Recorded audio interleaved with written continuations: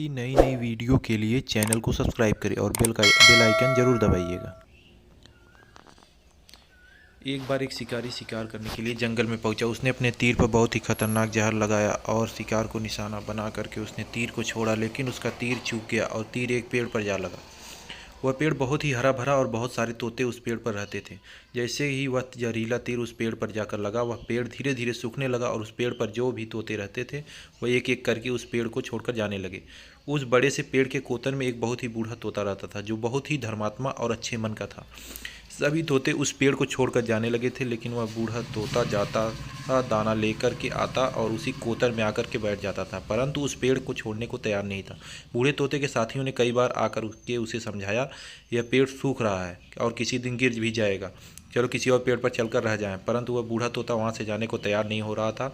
अब यह बात देवराज इन तक पहुँची। उन्हें बताया गया कि एक तोता वह जिस पेड़ पर रहता है उस पेड़ पर एक जहरीला तीर लगने के कारण सूखने, गिरने और खत्म होने के कारण पर आ पहुँचा है, और एक बूढ़ा तोता अभी भी वहीं पर रह रहा है। वह दाना लेकर आता है, वहीं पर रहता है, जबकि उसी जंगल में बहुत सारे पेड़ हैं, लेकिन वह उसी पेड़ पर रह रहा है।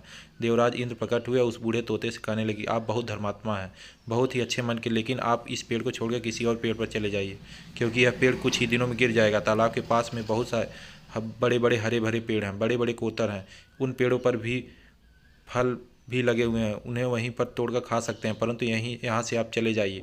तोता बोला, माफ़ कीजिए, इस पेड़ ने मुझे जीवन दिया, शिकारियों ने से मेरी अच्छा की है, हर मौसम में मेरे साथ रहा है, यह कोतर मेरा घर है, यहाँ मैं पला बड़ा हूँ, इस पेड़ को मैं छोड़कर कैसे जा सकता हूँ? इस पर संकट आया तो क्या मैं इसे छोड़कर चला जाऊँ?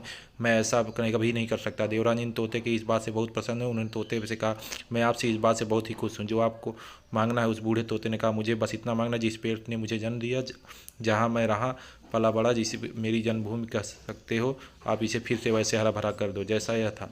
देवराज ने अमित से उस पेड़ को शीश दिया और पहले की तरह हरा भरा कर दिया। अब वापस से उस पेड़ पर जाकर बाकी तोते रहने लगे, और वह बूढ़ा तोता कुछ समय तक जिंदा रहा और उसकी मृत्यु हो गई। अब वह स्वर्ग में चला गया। कहानी हमें सिखाती है कि जब भी किसी इंसान का बुरा दौर आता है तो इमोशनल वह टूटा हुआ होता है, उसे किसी की सहारे की ज़रूरत होती है, किसी की आवश्यकता होती है। अगर आप ऐसे समय उसे छोड़कर चले जाएंगे, उससे बात नहीं करेंगे, मुंह मोड़ लेंगे, तो आपसे बुरा कोई नहीं है, क्योंकि आप किसी के सुख का साथी बने या ना बने, लेकिन आप हमेशा किसी के दुख का साथी जरूर बनना चाहिए। चैनल को सब्सक्राइब करें दोस्तों।